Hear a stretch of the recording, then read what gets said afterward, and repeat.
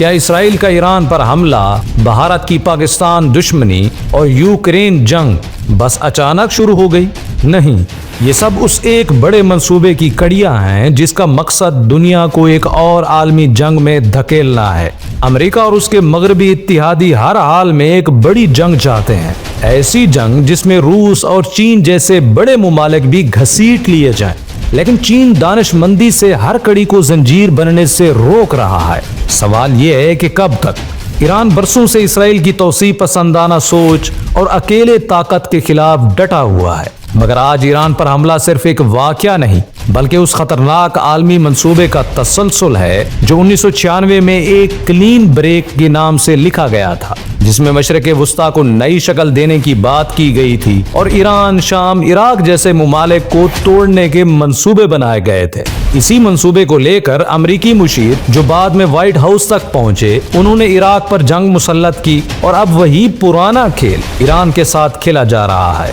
لیکن اس بار صرف ایران کو دبانا مقصد نہیں، اصل نشانہ ہے روس اور چین، کیونکہ ایران پر دباؤ بڑھا کر اس خطے میں جنگ کی آگ بھڑکائی جائے گی تاکہ عالمی طاقتوں کو ایک بڑی جنگ میں گھسیٹا جا سکے۔ یہ وقت ہے کہ دنیا کے وہ تمام ممالک جو خود مختاری، تعاون اور کثیر القطبی نظام کے حامل ہیں، وہ ایران کے ساتھ کھڑے ہوں، کیونکہ آج ایران تنہا نہیں لڑ رہا بلکہ پوری آزاد دنیا کے حق کی جنگ لڑ رہا ہے۔